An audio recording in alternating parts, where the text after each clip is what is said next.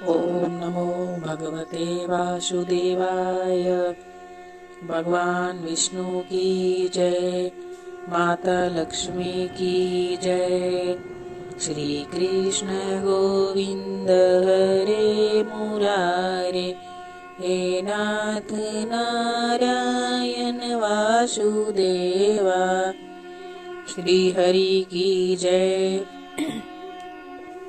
दोस्तों, आज मैं आपके लिए लेकर आई हूँ पुत्रदा एकादशी की व्रत कथा, उसका महत्व और पूजा विधि। अगर आपको इसकी पूरी जानकारी चाहिए और इस कथा का पूरा फल प्राप्त करना चाहते हैं तो इस वीडियो के अंत तक बने रहें और पूरी कथा सुनें। जिन वैवाहिक जोड़ों को संतान की प्राप्ति नहीं हो रही है, उन्हें यह व्रत जरूर रखना चाहिए। पुत्रदा एकादशी के दिन व्रत रखने और भगवान विष्णु की पूजा करने से संतान की प्राप्ति होती है। पुत्रदा एकादशी के दिन भगवान विष्णु संग लक्ष्मी जी की आराधना की जाती है। पौष माह के शुक्ल पक्ष की एकादशी तिथि पर पुत्रदा एकादशी का व्रत रखा जाता है। इस एकादशी को वैकुंठ एकादशी के नाम से भी जाना जाता है। धार्मिक मान्यता है कि इस व्रत को करने से भगवान विष्णु की कृपा मिलती है और संतान की प्राप्ति होती है। तो आइए वीडियो की शुरुआत करते हैं। दोस्तों, पुत्रदा एकादशी व्रत को करने से निसंतान दंपति और नवविवाहित जोड़े को संतान की प्राप्ति होती है। पुत्रदा एकादशी व्रत को करने से संतान से जुड़ी सभी परेशानियां दूर होती है। इस व्रत को बिना कथा पाठ के अधूरा माना जाता है। एक कथा के अनुसार महाराज युधिष्ठिर ने पूछा, हे भगवान कृष्ण, कृपा करके यह बताइए कि पौष शुक्ल एकादशी का क्या नाम है, उसकी क्या विधि है और उनमें कौन से देवता का पूजा किया जाता है। भगवान श्री कृष्ण बोले, हे राजन, इस एकादशी का नाम पुत्रदा एकादशी है। इसमें श्री नारायण भगवान की पूजा की जाती है। इस चर और अचर संसार में पुत्रदा एकादशी के व्रत के समान दूसरा कोई व्रत नहीं है। इसके पुण्य से मनुष्य तपस्वी, विद्वान और लक्ष्मीवान होता है। भद्रावती नामक नगरी में सुकेतुमान नाम के एक राजा राज्य करते थे। उनको कोई पुत्र नहीं था। उनकी स्त्री का नाम सैव्या था। वह निपुत्री होने के कारण सदैव चिंतित रहा करती थी। राजा के पितर भी रो रो कर पिंड लिया करते थे और सोचा करते थे कि इसके बाद हमको कौन पिंड देगा। राजा को भाई, बांधव, धन, हाथी, घोड़े, राज्य और मंत्री, इन सब में किसी से भी संतोष नहीं होता था। वह सदैव यही विचार करते थे कि मेरे मरने के बाद मुझको कौन पिंडदान करेगा। बिना पुत्र के पितरों और देवताओं का ऋण मैं कैसे चुका सकूंगा। जिस घर में संतान न हो उस घर में सदैव अंधेरा ही रहता है। इसलिए संतान उत्पत्ति के लिए प्रयत्न करना चाहिए। जिस मनुष्य ने संतान का मुख देखा हो वह धन्य है। उसको इस लोक में यश और परलोक में शांति मिलती है, अर्थात उनके दोनों लोक सुधर जाते हैं। पूर्व जन्म के कर्म से ही इस जन्म में पुत्र, संतान, धन आदि प्राप्त होते हैं। राजा इसी प्रकार रात दिन चिंता में लगे रहते थे। एक समय तो राजा ने अपने शरीर को त्याग देने का निश्चय किया, परंतु आत्मघात को महान पाप समझकर उन्होंने ऐसा नहीं किया। एक दिन राजा ऐसे ही विचार करते हुए अपने घोड़े पर चढ़कर वन को चल दिए तथा पक्षियों और वृक्षों को देखने लगे। उन्होंने देखा कि वन में मृग, व्याघ्र, सुअर, सिंह, बंदर, सर्प आदि सब भ्रमण कर रहे हैं। हाथी अपने बच्चों और हथिनियों के बीच घूम रहा है। इस वन में कहीं तो गीदड़ अपने कर्कश स्वर में बोल रहे हैं, वहीं उल्लू ध्वनि कर रहे हैं। वन के दृश्यों को देखकर राजा सोच विचार में लग गए। इसी प्रकार आधा दिन बीत गया। वह सोचने लगे कि मैंने कई यज्ञ किए, ब्राह्मणों को स्वादिष्ट भोजन से तृप्त किया, फिर भी मुझको दुख प्राप्त क्यों हुआ। राजा प्रयास के मारे अत्यंत दुखी हो गए और पानी की तलाश में इधर उधर फिरने लगे। थोड़ी दूरी पर राजा ने एक सरोवर देखा। उस सरोवर में कमल खिले थे तथा सारस, हंस, मगरमच्छ आदि विहार कर रहे थे। उस सरोवर के चारों तरफ मुनियों के आश्रम बने हुए थे। उसी समय राजा के दाहिने अंग फड़कने लगे। राजा शुभ शकुन समझकर घोड़े से उतरकर मुनियों को दंडवत प्रणाम करके बैठ गए। राजा को देखकर मुनियों ने कहा कि हे राजन, हम तुमसे अत्यंत प्रसन्न हैं। तुम्हारी क्या इच्छा है, कहो। राजा ने कहा, महाराज आप कौन हैं और किस लिए आए हैं, कृपा करके बताइए। मुनि कहने लगे कि हे राजन, आज संतान देने वाली पुत्रदा एकादशी है।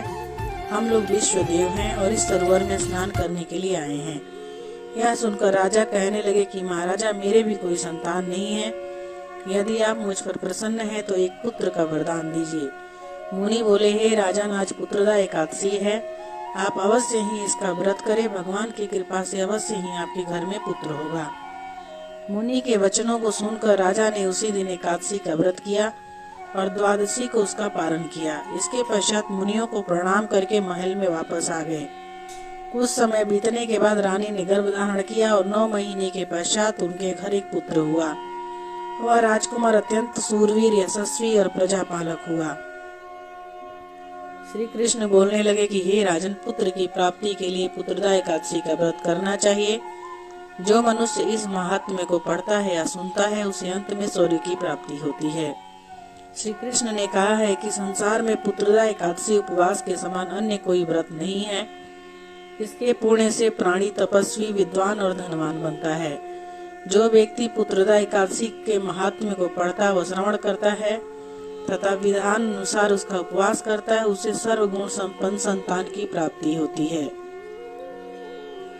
दोस्तों, पुत्रदा एकादशी के दिन सुबह सूर्योदय से पहले उठकर नित्य कर्मों से निवृत्त होकर स्नान करें और साफ सुथरे कपड़े पहने। भगवान विष्णु का ध्यान करके व्रत का संकल्प लें। पूजा घर में गंगाजल का छिड़काव करें। मंदिर में भगवान विष्णु की प्रतिमा या तस्वीर को चौकी पर पीला वस्त्र बिछाकर स्थापित करें। भगवान विष्णु के आगे घी का दीपक जलाएं और कलश का स्थापना करें। फिर कलश को लाल कपड़े में बांधकर उसका भी पूजा करें। उसके बाद धूप, दीप आदि से विधिवत भगवान श्री हरि की पूजा करें।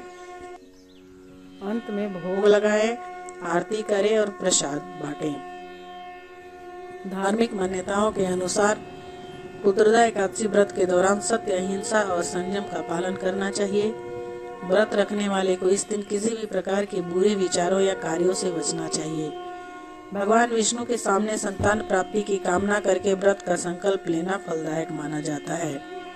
पुत्रदा एकादशी के दिन व्रत रखकर केले के पौधे की पूजा करें और केले की जड़ में जल अर्पित करें। ऐसा करने से निसंतानों को संतान सुख मिलता है।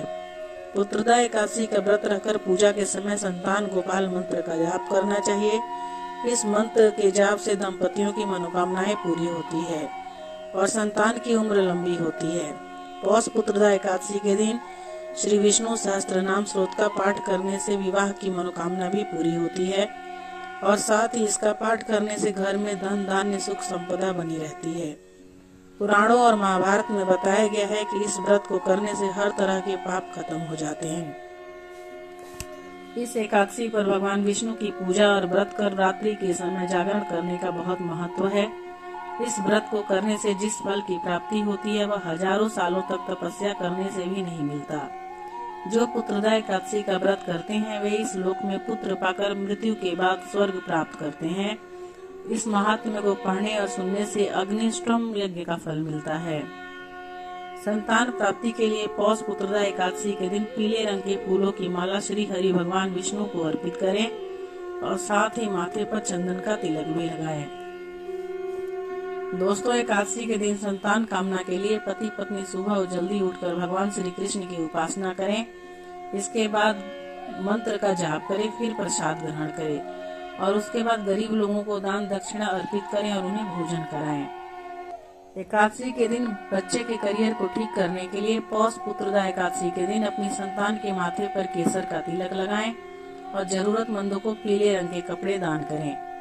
सभी कार्यों में अपने बच्चों का सहयोग पाने के लिए पौष पुत्रदा एकादशी के दिन सुबह नहाने के बाद भगवान विष्णु की पूजा करें। फिर एक आसन पर बैठकर 108 बार ओम नमो भगवती नारायण का जाप करें।